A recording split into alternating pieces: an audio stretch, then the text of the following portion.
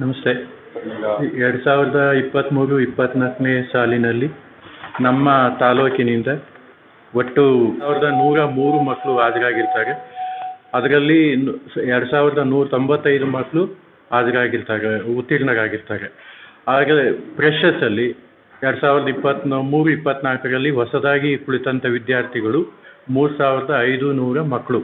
ಅದರಲ್ಲಿ 2181 ಮಕ್ಕಳು ಉತ್ತೀರ್ಣರಾಗಿದ್ದಾರೆ. ತಾಲೂಕಿನ ಶೇಕಡಾವಾರು ಫಲಿತಾಂಶ 72.57. ಹಾಗೆ ಇದು ಈ ಸಾರಿ ಜಿಲ್ಲೆಯಲ್ಲಿ 4ನೇ ಸ್ಥಾನವನ್ನು ಪಡ್ಕೊಂಡಿದೆ. ಹಾಗೆ ತಾಲೂಕಿನಲ್ಲಿ ಫಲಿತಾಂಶವನ್ನು 100ರಷ್ಟು ಫಲಿತಾಂಶವನ್ನು ಪಡೆದಂಥ ಶಾಲೆಗಳು 8 ಶಾಲೆಗಳಿದ್ದಾವೆ.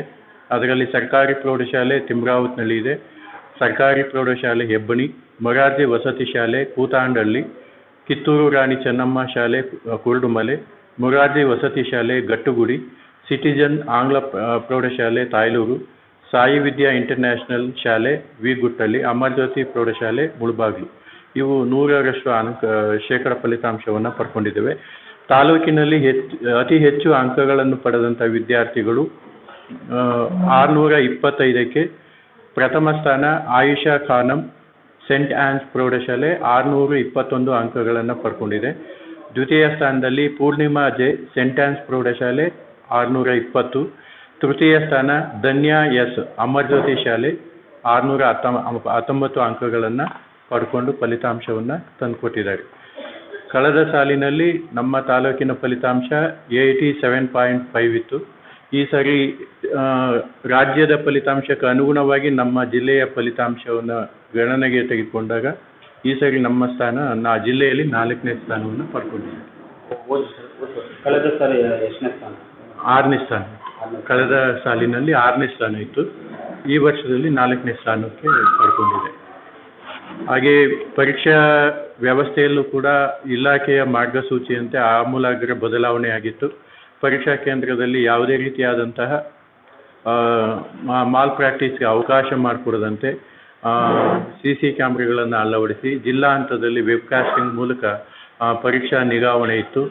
ಆ ನಿಟ್ಟಿನಲ್ಲಿ ಫಲಿತಾಂಶವೂ ಕೂಡ ಈ ರೀತಿ ಬಂದಿರೋದು ತಮಗೆ ತಿಳಿಸ ಬಯಸ್ತೇನೆ. ಈ ಸರ್ತಿ ಪರ್ಸೆಂಟೇಜ್ ಕಮ್ಮಿ ಆಗೋದಕ್ಕೆ ಈ CC ಕ್ಯಾಮ್ರಾ ಅಳವಡಿಕೆ ಇದೇ ಕಾರಣ? CC ಕ್ಯಾಮ್ರಾ ಅಂತಲ್ಲ, ಮಕ್ಕಳಲ್ಲಿ ಒಂದು ಉತ್ತಮವಾದಂಥ ಫಲಿತಾಂಶವನ್ನು ಪಡೀಲಿಕ್ಕೆ ಮತ್ತು ಮಕ್ಕಳ ಓದುವಿಕೆಗೆ ಅನುಕೂಲ ಆಗಿದೆ. ಪರೀಕ್ಷೆಯನ್ನು ಒಂದು ಉತ್ತಮವಾದ ವ್ಯವಸ್ಥಿತವಾದ ರೀತಿಯಲ್ಲಿ ಮಾಡಿದರೆ ಮಕ್ಕಳು ಓದೋದಕ್ಕೆ ಅವಕಾಶ ಆಗುತ್ತೆ. ಆ ನಿಟ್ಟಿನಲ್ಲಿ ಒಂದು ಕಟ್ಟುನಿಟ್ಟಾಗಿ ಪರೀಕ್ಷೆಯನ್ನು ನಡೆಸಲಾಗಿದೆ. ಏನು ಹೇಳ್ತೀರಾ ಮಕ್ಕಳಲ್ಲಿ? ಈಗಾಗಲೇ ಇದೊಂದು ಮಕ್ಕಳಲ್ಲಿ ಒಂದು ನಂಬಿಕೆ ಇತ್ತು. ಪರೀಕ್ಷಾ ಅವಧಿಯಲ್ಲಿ ಏನೋ ಪರೀಕ್ಷಾ ಸಮಯದಲ್ಲಿ ಉತ್ತೀರ್ಣ ಆಗಲಿಕ್ಕೆ ಪರೀಕ್ಷಾ ಕೇಂದ್ರಗಳಲ್ಲಿ ವ್ಯವಸ್ಥೆ ಆಗುತ್ತೆ ಅಂತಕ್ಕಂಥದ್ದು. ಆದರೆ ಇನ್ನು ಮುಂದೆ PUC ಪರೀಕ್ಷೆ ಹೇಗೆ ನಡೆಯುತ್ತೋ ಹಾಗೆ SLC ಪರೀಕ್ಷೆಯೂ ಕೂಡ ನಡೆಯೋದ್ರಿಂದ ಮಕ್ಕಳು ತಮ್ಮ ಭವಿಷ್ಯದ ಬಗ್ಗೆ ಹೆಚ್ಚು ಕಷ್ಟಪಟ್ಟು ಅಭ್ಯಾಸ ಮಾಡಲಿಕ್ಕೆ ಇದೊಂದು ಅವಕಾಶ ಮಾಡಿಕೊಡಲಾಗಿದೆ. ಆದರೆ ಇನ್ನು ಮುಂದಿನ ದಿನಗಳಲ್ಲಿ ಪರೀಕ್ಷೆಯನ್ನು ಮಕ್ಕಳು ತಮ್ಮ ಭವಿಷ್ಯದ ಗುರಿಯನ್ನಾಗಿ ಇಟ್ಕೊಂಡು ಓದೋದಕ್ಕೆ ಹೆಚ್ಚು ಶ್ರಮವನ್ನು ಹಾಕಬೇಕು ಮತ್ತು ಓದೋದಕ್ಕೆ ಪ್ರಯತ್ನವನ್ನು ಮಾಡಬೇಕಾಗುತ್ತೆ. Thank you sir. ನಮ್ಮ ತಾಲೂಕಿನ ಈ ಫಲಿತಾಂಶವನ್ನು ತಂದುಕೊಟ್ಟಂಥ ಸರ್ಕಾರಿ ಅನುದಾನರಹಿತ ಶಾಲೆಗಳ ಮಕ್ಕಳಿಗೆ ನಮ್ಮ ತಾಲೂಕಿನ ಪರವಾಗಿ ನಾನು ಇಲಾಖೆಯ ಪರವಾಗಿ ನಾನು ಧನ್ಯವಾದಗಳನ್ನು ಆ ಮಕ್ಕಳನ್ನು ಪ್ರೋತ್ಸಾಹಿಸಿದಂಥ ಶಾಲಾ ಮುಖ್ಯ ಶಿಕ್ಷಕರು, ಸಿಬ್ಬಂದಿ ವರ್ಗಕ್ಕೆ ಹಾಗೆ ಮಾಧ್ಯಮ ಮಿತ್ರರಿಗೂ ನಾನು ಧನ್ಯವಾದಗಳನ್ನು ತಿಳಿಸ್ತೀನಿ. ನಮಸ್ಕಾರ. ಟಾಪ್ 10 ಮಕ್ಕಳಿದ್ದಾರೆ.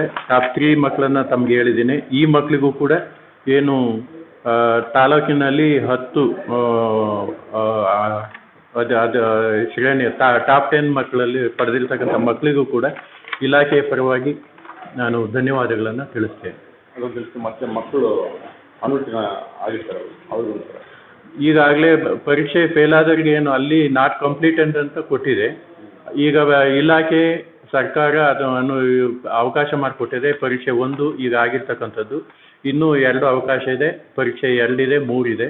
ಈ 3ರಲ್ಲಿ ಮಕ್ಕಳು ಉತ್ತೀರ್ಣರಾಗಿ ಮುಂದಿನ ವ್ಯಾಸಂಗಕ್ಕೆ ಅನುಕೂಲ ಆಗುವಂತೆ ಇಲಾಖೆ ಅವಕಾಶ ಮಾಡಿಕೊಟ್ಟಿದೆ. ಅದನ್ನು ಈ ಮಕ್ಕಳು ಸದುಪಯೋಗಪಡಿಸಿಕೊಳ್ಳಲು ನಾನು ವಿನಂತಿ ಮಾಡ್ತೇನೆ. ಈ ವರ್ಷದ SLC ಪರೀಕ್ಷೆಯಲ್ಲಿ ಅನುತ್ತೀರ್ಣರಾದ ಮಕ್ಕಳು ಯಾವುದೇ ರೀತಿಯಾದಂಥ ಭಯ ಆತಂಕ ಪಡೋ ಅವಶ್ಯಕತೆ ಇಲ್ಲ. ಯಾಕೆಂದರೆ ಈಗ ಪರೀಕ್ಷೆಗೆ ಇನ್ನೂ 2 ಪರೀಕ್ಷೆಗಳು ಅವಕಾಶ ಇದೆ. ಈ ಒಂದು ಅವಕಾಶವನ್ನು ಬಳಸಿಕೊಂಡು ಉತ್ತೀರ್ಣರಾಗಿ ಮುಂದಿನ ವ್ಯಾಸಂಗಕ್ಕೆ ಅವಕಾಶ ಇದೆ. ಆದ್ದರಿಂದ ಮಕ್ಕಳು ಯಾವುದೇ ಆತಂಕಕ್ಕೆ, ಭಯಕ್ಕೆ ಮತ್ತು ಅನಾಹುತಗಳಿಗೆ ಅವಕಾಶ ಮಾಡಿಕೊಡ್ಬಾರ್ದು. ಪೋಷಕರು ಕೂಡ ಮಕ್ಕಳಿಗೆ ಬೆನ್ತಟ್ಟಿ ಅವರಿಗೆ ಪ್ರೋತ್ಸಾಹ ನೀಡಿ, ಭವಿಷ್ಯದ ಬಗ್ಗೆ ಅವರಿಗೆ ಮಾಹಿತಿ ನೀಡಿ ಈ ಪರೀಕ್ಷೆಯ ಅವಕಾಶಗಳನ್ನು ಬಳಸ್ಕೊಳ್ಬೇಕು. ಆ ನಿಟ್ಟಿನಲ್ಲಿ ಫೇಲ್ ಆಗಿದ್ದೇವೆ ಅಂತಕ್ಕಂಥ ಮನೋಭಾವನೆ ಬೇಡ. ಈ ಒಂದು ಅವಕಾಶಗಳನ್ನು ಬಳಸ್ಕೊಳ್ಳೋದ್ರ ಮೂಲಕ ಮುಂದಿನ ವ್ಯಾಸಂಗಕ್ಕೆ ಅನುಕೂಲ ಆಗುತ್ತೆ. ಆದ್ದರಿಂದ ಈ ಪರೀಕ್ಷೆ 1, 2 ಅವಕಾಶ ಇದೆ. ಅದನ್ನು ಸದುಪಯೋಗಪಡಿಸಿಕೊಳ್ಳಲು ಈ ಮೂಲಕ ತಮ್ಮಲ್ಲಿ ಪ್ರಾರ್ಥನೆ ಮಾಡ್ತೇನೆ. Thank you.